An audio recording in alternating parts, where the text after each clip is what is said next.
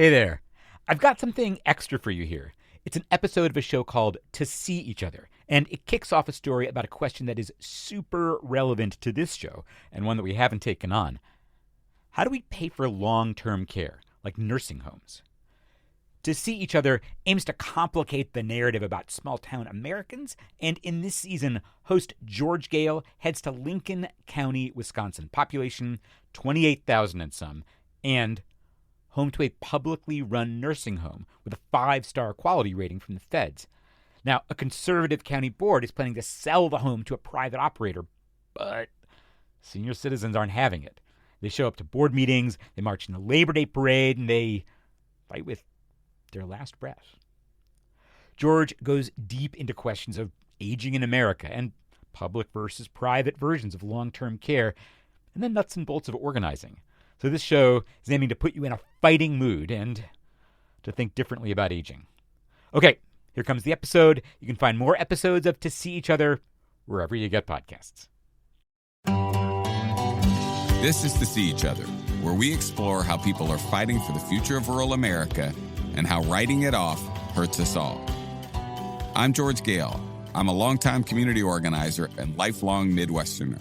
And in this season of To See Each Other, we're heading to one of my favorite places, Wisconsin, to get to know a group of small-town senior citizens fighting for the dignity of the elderly and a better future for us all. So I'm a Midwestern guy through and through. Grew up in Southern Indiana and started organizing there before moving to Chicago in my 20s. But Wisconsin has grown to hold a big chunk of my heart. Wisconsin's a land of natural beauty.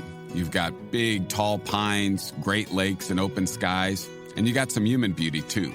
Beer, brats, and cheese. My whole family's come to love Wisconsin, especially the supper clubs. A Wisconsin tradition, supper clubs were originally taverns and dance halls. You can go there today and get fried fish and potato pancakes or roasted chicken, Salisbury steak, relish trays, and definitely a classic old-fashioned. And that communal energy, that sense of gathering for food and community, it also extends to how it cares for people. Wisconsin, alongside the rest of the upper Midwest, has a long history of publicly owned hospitals and nursing homes. And the region has a history of shared health care. But like the rest of America, healthcare is generally great for the haves and not so great for the have-nots. Wisconsin is also a swing state, but it hasn't always been.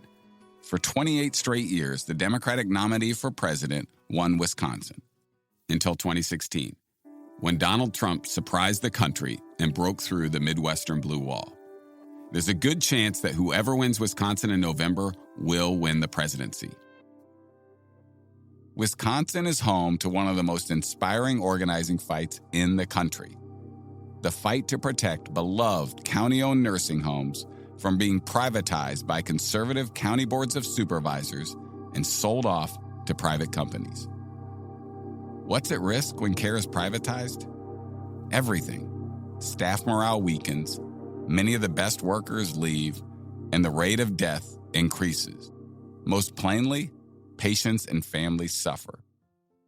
I also know how high the stakes are on a personal level. My dad died 3 years ago. He went quickly. Sure, he had some health struggles near the end, but he was out in the barn welding, making art out of metal the day before he died. My mom's decline has been long, slow, and painful. And as I'm telling you this, we are weighing assisted living options and need to make a decision today. When I think of the biggest, most important fights there are to fight right now in America, the fight for care and dignity of our elders is one of them. So, this is how some fellow organizers and I found ourselves in rural Wisconsin. We're recording the hour of 6 o'clock having arrived. I will call the Lincoln County Board of Supervisors to order. The second order of business is the pledge.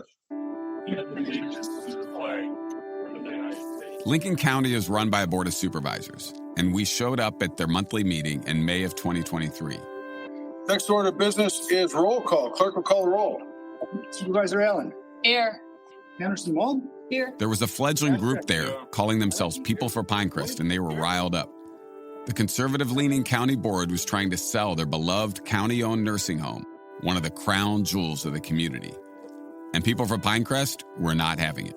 On one side, There were county board members who believed it is not the role of government to provide such care to the community. And on the other, people who believe it is. Al Curtis, a retired special education teacher and resident of Pinecrest, spoke at the meeting from his wheelchair. Next up is public comment. All right, we have 5 for public comment, 1 online. Al Curtis, welcome, Al. Thank you. Yeah, get your question. I can't stand up long enough to give a talk, so I'm going to do this. As you might have guessed, I am a resident of Pinecrest. I've been here or there since June of 2019. I have a good idea of what goes on in Pinecrest. I don't want to live under the bridge in a pasteboard box. That's where the only place that I know I could go. There's going to be a lot of people like me and like the other residents of Pinecrest in the next 10, 20, 30, 40 years. What are you people going to do? What about your parents, grandparents if they're still living, neighbors, friends, relatives, and the other people, many of them much worse than I am? We who are residents will have very few choices. You folks all have a choice. You were elected to your chair that you have here with the knowledge that you would make the correct decision. I assume that you will, whether it's in favor of me and all the rest of us, in whatever manner is needed. May the good Lord bless and keep you. Thank you. You might think that for folks like Al Curtis, that a public nursing home is a last resort, that it's a step up from a pasteboard box. But not Pinecrest, which is rated as a 5-star nursing facility. As Jim Korducky, who has worked in nursing homes across Wisconsin for 3 decades, said at that same meeting, Pinecrest is special. I've worked in nursing facilities now going on 30 years, from the Milwaukee area to Wisconsin Rapids, Stevens Point, Wausau, Merrill, Wittenberg, Tomahawk. I've seen a lot of nursing homes. I've seen very, very few that can compare quality-wise to Pinecrest. And I've seen none that have the absolute community family feel that we have at Pinecrest. A lot of that has to do with county ownership and that our employees are generally invested and have been here so long, many years. And most of the residents are also Lincoln County residents. We're county residents for the vast majority of the staff. Should we privatize the home, trust me, care will go down. We're looking strictly at a profit motive. Profit motives with nursing care for elderly, disabled folks is a real tough game in the nursing business. And ultimately, quality suffers. Let's think long and hard before we make a decision to privatize. Thank you for your time. Think about these residents. Think about these employees. The threat of privatization is real. Dora Gorski, whose husband Ken Purdy lived at Pinecrest, knows what can happen when care goes from the public sector to the private, and it is ugly.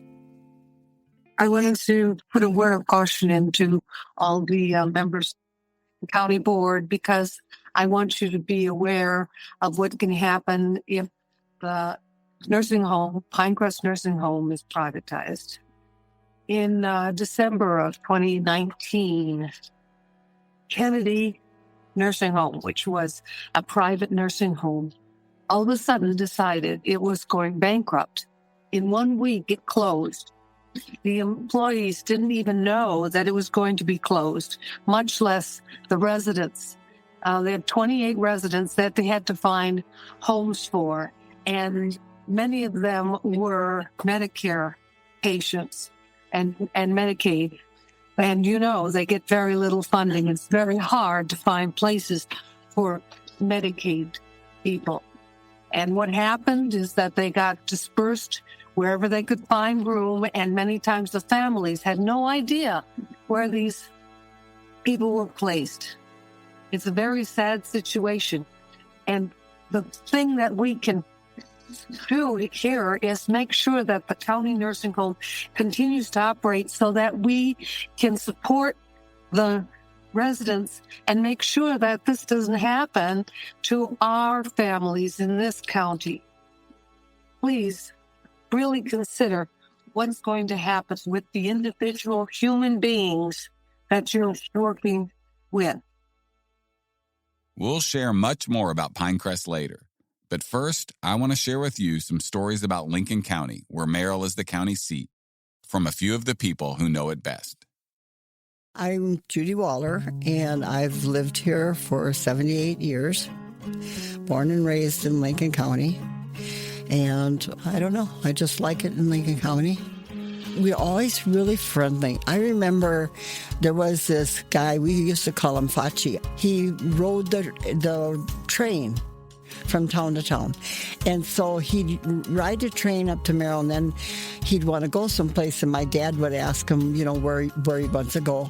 So my dad would take him to the next train stop or wherever he wanted to go, and my mother would always have a loaf of bread for him, and, they sent him with food and stuff. It was that kind of an atmosphere, like, whatever we had, we shared. It didn't matter. It stretched. And neighbors helped each other. If anybody got sick, everybody went there to do whatever the farm work was. Everybody did it. That was just the way we did things. It was just like everybody was family. We were poor, but we didn't know we were poor. We didn't know we were poor. My name is Marge Brogenbuck. I grew up in Lincoln County. I grew up on a dairy farm west of Merrill. My mom and dad were farmers. My dad purchased the farm from my grandma after my grandpa passed. There was no better way to grow up than a family farm. My kids worked on the farm. They helped grandma and grandpa in the summertime, got their driving skills on the tractor, learned how to work hard. Things had to be done. You make hay when the sun shines. Don't care if it's 90 degrees or if it's 60 degrees.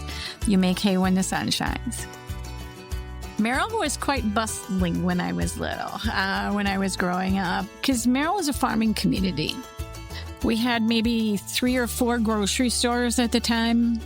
The downtown, we had a fabric shop. We had several shoe stores. We had several hardware stores. Implement dealers was big. We had 2 huge ones, or good-sized ones. And as the small dairy farms started getting squeezed out, slowly all that receded. And I'm sorry, you can't blame it on Walmart. It was the way things were going. The family farms went out, and it took a toll on Merrill. When I tell people about this fight, the first thing they say is, aren't nursing homes just bad? Sure, some of them are. Some of them are horrible. But what I've learned in this fight is the public ones, the ones owned by the county, and therefore owned by the community, are beloved institutions. For example, Pinecrest itself is a 5-star facility, providing the highest level of care. When a nursing home is acquired by private equity, deaths among residents tend to increase by an average of 10%. Medicare and Medicaid fraud also run rampant. In Nebraska, for example, Skyline Healthcare is alleged to have defrauded Nebraska's Medicaid program of nearly $60 million and skipped out on taxes in New Jersey to the tune of more than $29 million. Some private nursing homes staff up so minimally that patients regularly die from literally rotting in their own filth. Or in the case of one resident in 2022, attempting to escape his misery by climbing out of a third-story window. Of course, those are the nightmare scenarios. There's a whole lot of myths and stereotypes about nursing homes, some of it by design.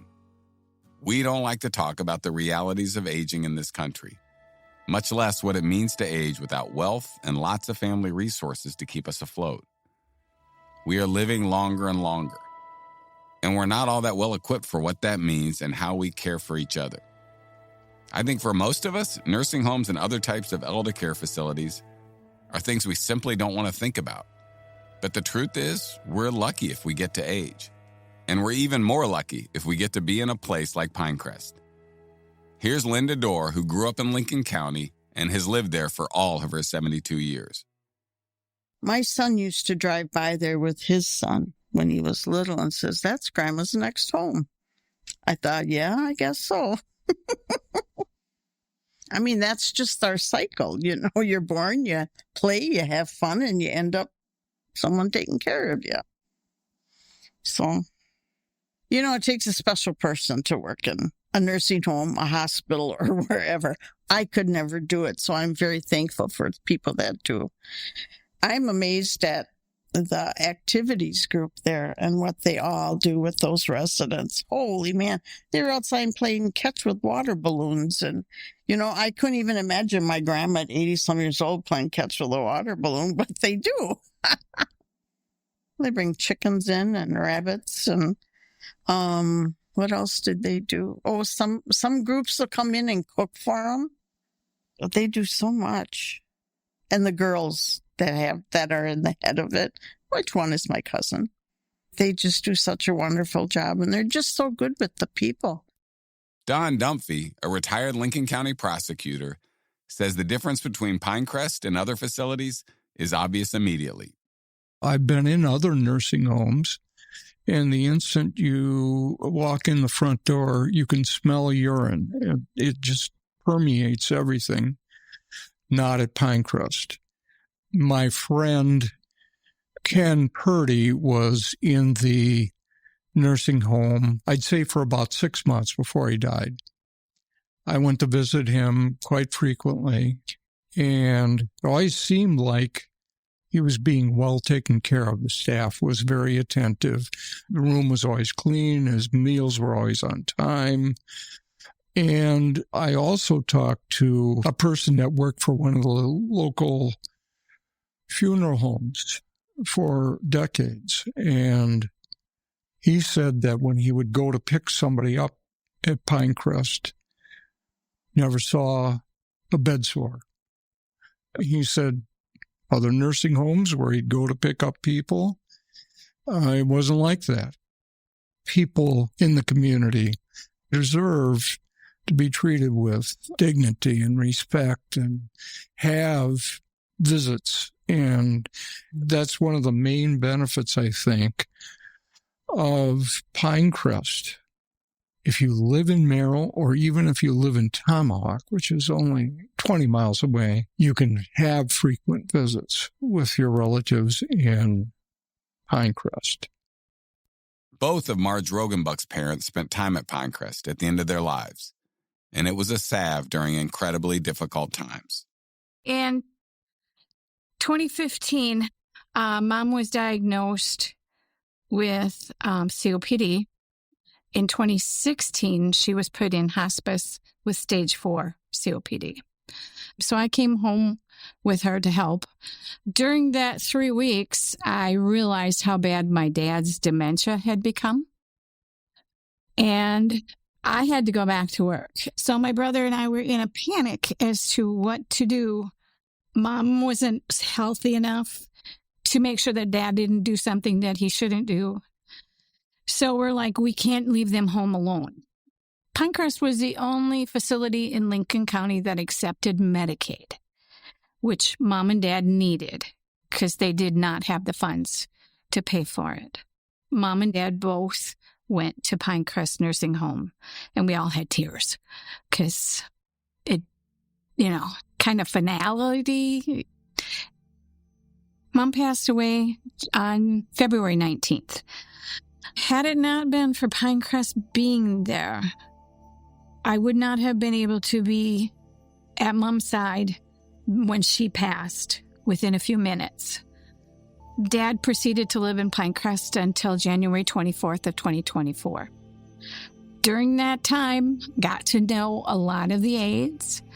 I got to see a lot of things that went on at Pinecrest. I saw nurses come in. Dad got hugs. They cared for him. They knew changes in him when he was sick. He had pneumonia a few times. He had influenza A, which we would have never caught. And they nursed him through that. They got him through that. They played music for him. We had CDs for him. And then finally I got him an Echo Spot, which was fantastic because they knew to turn it on and to turn it on either polkas or old country for him to make him happy and satisfy him through the day. They knew what he liked to eat. They knew he preferred mashed potatoes and gravy compared to most any noodle thing that they had. Most of all, they loved him almost as much as we did. And the day that Dad died, we had more hugs and sympathy from the people that worked there, that came in and gave us their sympathies. We would have been lost.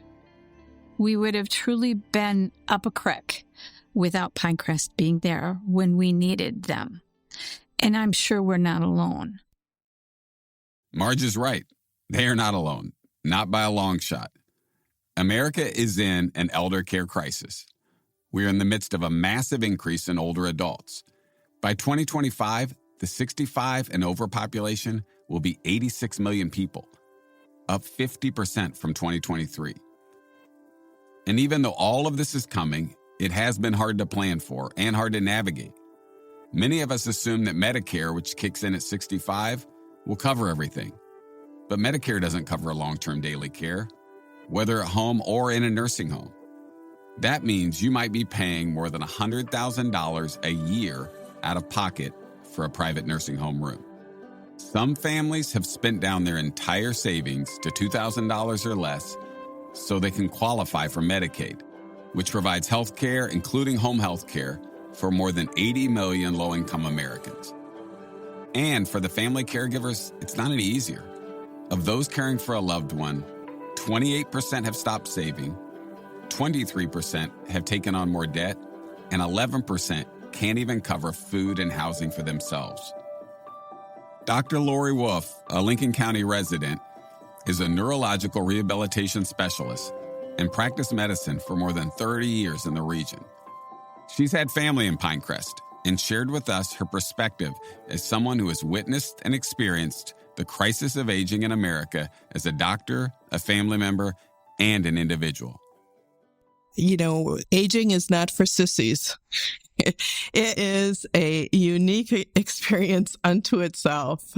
I think the ability to appreciate wisdom in spite of the infirmities of aging is crucial to a society and is actually a bit of a dinner table ethic. I think we need to get back to basics, appreciating what our elderly can bring to our lives. I think America has a hard time fulfilling obligations of family care. Our governmental structure does not afford the ability to sustain families economically when suddenly they are faced with crises. Families are just torn in so many directions. You have parents who have medical issues that require intervention. They may have functional needs in terms of their activities of daily living, and yet the working offspring need to have their own commitment to their jobs and their families. So I think it's an incredibly tumultuous situation for those intergenerational connections that other societies may be caring for better. we as a nation are so strict on leave. We don't have economic reimbursement for those things. We don't value nursing home care. And, basically, if you don't have long-term insurance, your resources that you thought were going to go to your subsequent generations will go to supporting your life in a nursing home until your medical assistance kicks in. So we have so many areas of what I look to be economic deficits for people when they're thrown into this tumultuous decision of, okay, what do we do now? Because mom and dad may not be safe at home, or they can't manage medically, or, whatever the infirmity might be, the medical system is incredibly complex. I think we as a society need to reassess our own priorities as it relates to how are we taking care of our fellow man and women. The complexity can be terrifying and compounds the other issues at play: financial stability, emotional stability, isolation, and sometimes simply survival. In talking to families in Wisconsin, not just in Merrill, people describe living in fear of aging and what that will mean for them and their families. Fear of running out of money. Fear that there would be no one to take care of them. Fear that with a steady population loss, there would come a day when spray painted on the vacant courthouse would be the words, "Last one out, turn off the lights," and they would be the last one. 42 Wisconsin nursing homes have shuttered since 2016. What happens when it's yours? Even if you never intend to end up at that local nursing home, it's sure nice knowing it's there. What if that's gone too?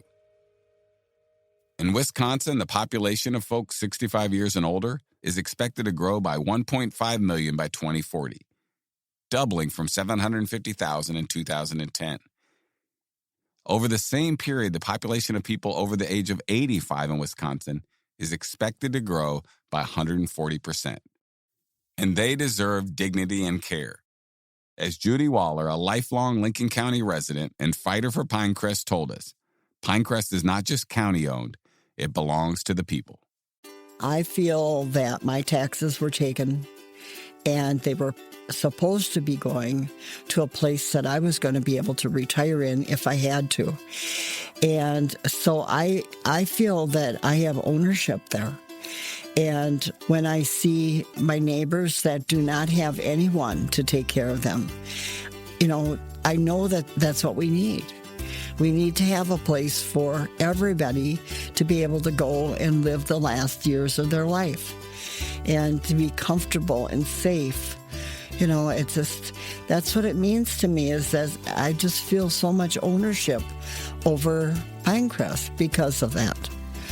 So yeah, that's why I'm in it for the long haul. So, what do we do to care for our aging population? And who are we as a culture if we don't? Well, I'll tell you what I learned sitting on that floor of that packed county board meeting in Lincoln County a little more than a year ago today.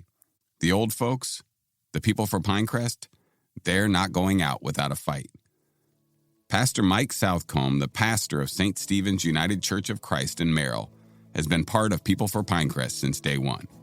St. Stephen's has become a home for much of the organizing, and if you think Pastor Mike has a hands-off approach to his community, think again. When the thing about Pinecrest started coming up in letters to the editor in the paper, and I was familiar with Pinecrest, I do a monthly service over there, a worship service, provide communion for folks. There's usually about 18, 19, 20 of the residents gather, and we sing a few hymns, we do a little bit of service. So I was familiar with Pinecrest. I was familiar with some of the staff, the employees there, and I started to see these rumblings about selling it, and it didn't make a lot of sense to me. We're not a church that tells people, oh, you should pray about this. No, we say we should pray about this. Now let's figure out what we can do about it, too. I mean, we claim to be the body of Christ. So we are the mechanism through which Christ answers prayers in the world today. If we don't do it, everybody praying for Pinecrest it's not going to get done. So somebody has to be the voice.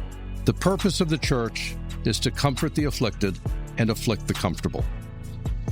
And if you're comfortable with ignoring the plight of the vulnerable elderly, then you need to be afflicted. You need to be afflicted.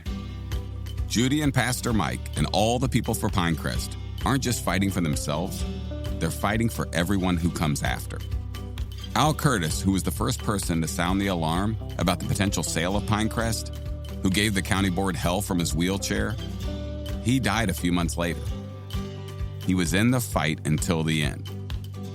I've been able to bear witness to people fighting with their last breath for the care and dignity they deserve. To say it's inspiring is inadequate. Next week on To See Each Other, we'll learn how the fight to save Pinecrest came to be, and how a group of county board members even got started on the path to selling and privatizing one of the community's greatest assets. Follow To See Each Other wherever you listen to podcasts and share it with all your people. Visit toseeachother.org to learn more about this fight. To See Each Other is a project of Edition and the Mashup Americans.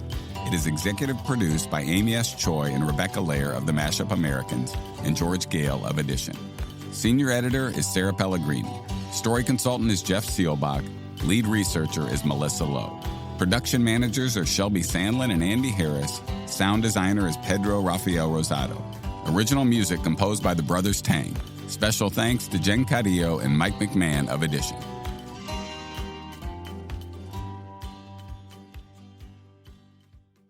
You've been listening to an episode of To See Each Other. We'll be back with a new episode of An Arm and a Leg before you know it. Till then, take care of yourself.